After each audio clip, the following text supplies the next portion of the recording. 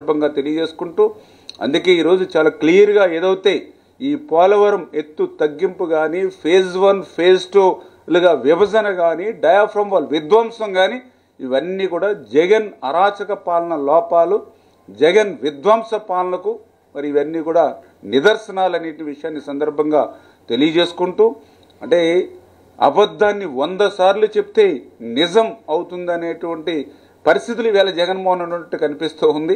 అంచేత వాస్తవాన్ని ఆయన గ్రహించి అబద్ధాన్ని 100 సార్లు చెప్తే అది నిజం కాదు అనేటువంటి సత్యాన్ని జగన్ గమనించాలని చెప్పేసి కూడా మరి ఈ సందర్భంగా తెలియజేసుకుంటూ అందుకే ఈరోజు మీ ద్వారా రాష్ట్ర ప్రజలకు కూడా తెలియజేసుకుంటూ ఉన్నాం.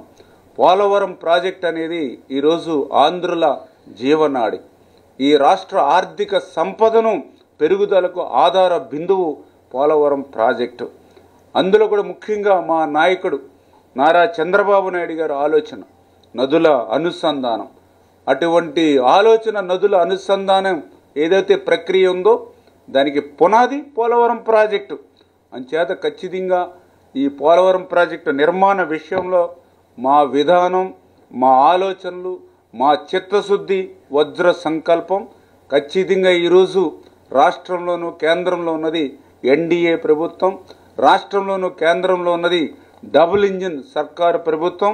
ఖచ్చితంగా ఏదైతే పోలవరం ప్రాజెక్టును మరి ఏదైతే 45.72 మీటర్స్కి నిర్మిస్తాం, ఖచ్చితంగా పోలవరం నుండి ఈ యొక్క గోదావరి వరద జలాలు అటు రాయలసీమకి ఇటు ఉత్తరాంధ్రకి తీసుకెళ్లేటువంటి బాధ్యత, నదుల అనుసంధానాన్ని పూర్తి చేసేటువంటి బాధ్యత ఈ ఎన్డీఏ ప్రభుత్వం తీసుకుంటుందనే విషయాన్ని మరి మీ ద్వారా అందరికి కూడా తెలియజేసుకుంటూ ఉన్నాం.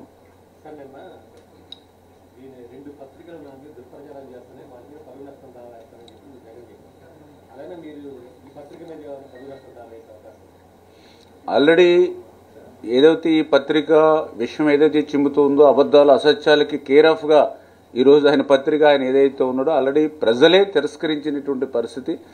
ఇటువంటి ప్రచారం ఎప్పుడైనా ఒక్కసారి నమ్మగలుగుతారు. ఏదైతే 2019లో ఒక్క ఛాన్స్ అంటూ వచ్చి ఇటువంటి అబద్ధాలు అసత్యాలు ప్రచారం చేస్తే ఆ రోజు నమ్మారు. 5 సంవత్సరాల్లో వాళ్ళ పాలన, వాళ్ళ వైఫల్యం, వాళ్ళ అసత్యాలు అబద్ధాలు గమనించారు. కాబట్టి ఆల్రెడీ ప్రజలు ఈ యొక్క జగన్మోహన్ రెడ్డి శిక్షించడం అనేది జరిగింది. ఖచ్చితంగా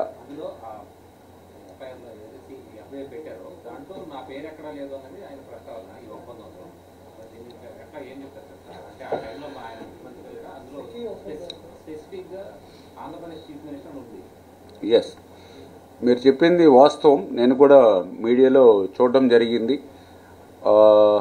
నేను ముఖ్యమంత్రి నేనే లేను అనేటువంటి విధంగా ఆయన మాట్లాడుతూ ఉన్నారు. మాకు కూడా చాలా ఆశ్చర్యం కలిగింది. నేను ముఖ్యమంత్రిని మరి ఎవరు అంటే జగన్మోహన్ రెడ్డి అనే పేరు ఉందా అని ఆయన అడుగుతూ ఉన్నాడనంటే మరి ఆ రోజు ముఖ్యమంత్రి ఎవరో ఉన్నారు అంటే జగన్మోహన్ రెడ్డి నేను కాదు అని అంటే మరి భారతిరెడ్డి గారు ముఖ్యమంత్రిగా ఉన్నారా, లేకపోతే సజ్జల రామకృష్ణారెడ్డి గారు ముఖ్యమంత్రిగా ఉన్నారా, లేకపోతే పెద్దిరెడ్డి రామచంద్రారెడ్డి గారు ముఖ్యమంత్రిగా ఉన్నారా? నేను కాదు అని అంటే ఎవరున్నారు మరి ముఖ్యమంత్రిగా? అంతేకాకుండా ఆ ఒప్పందం సెకీకి స్టేట్ గవర్నమెంట్కి జరిగిందని అంటూ ఉన్నాడు. మీరు ఏదైతే అదానీ సంస్థతో అగ్రిమెంట్ జరిగింది కాబట్టి అది సెకీతో ఒప్పందం జరిగినటువంటి పరిస్థితి అనేటువంటి విషయం కూడా ఈవేళ సామాన్య ప్రజానికి కూడా తెలుసున్నటువంటి పరిస్థితి ఈవేళ.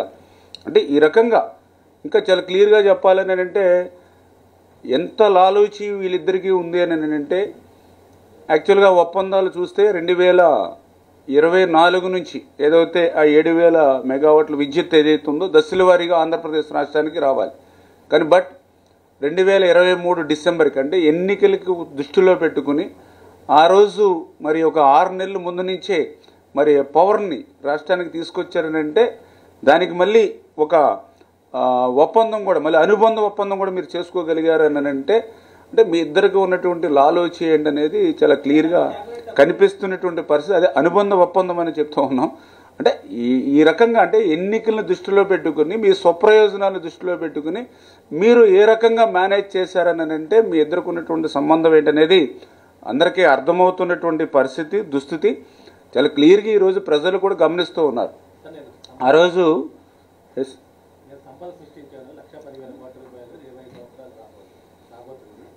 రూపాయల 61 పైసలు మిగులుతుంది. 2 రూ. 49 ఇంత చీప్ ఇచ్చేది భారతదేశంలో ఎక్కడా లేదని చెప్పి కూడా ఆయన స్పష్టంగా చేశారు.